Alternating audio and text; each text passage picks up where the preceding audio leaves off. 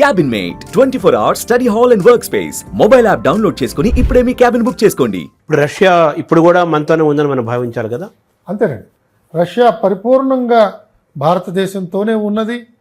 భారతదేశం కూడా దౌత్య సంబంధాలు రష్యాతో చాలా చక్కగా చూసుకుంది. రష్యాకి కావలసిన మార్గద్రవ్యం అంతా కూడా మనం రష్యా ఆయిల్ ద్వారా మనం అందించాం. రష్యాకి ఎలాంటి ఇబ్బంది రాకుండా యుఎన్లో పాస్ చేద్దాం అనుకున్న రెజల్యూషన్స్ కూడా భారతదేశం సమర్థించలేదు. కాబట్టి తటస్థ వైఖరి అని చెప్పుకుంటున్నా కూడా భారతదేశం రష్యా వంకే కొంత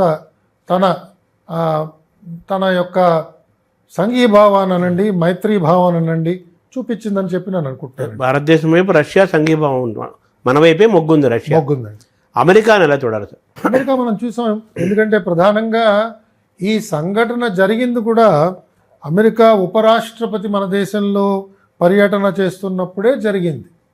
ఇంతకు పూర్వం కూడా వారి రాష్ట్రపతి భారతదేశంలో ఆయన టూర్ చేస్తున్నప్పుడు ఒకసారి జరిగింది. అలాగే ఈసారి కూడా వారి ఉపరాష్ట్రపతి నూతనంగా ఎన్నుకోబడ్డ ఆయన వచ్చినప్పుడు ఆ పరిస్థితి వచ్చింది.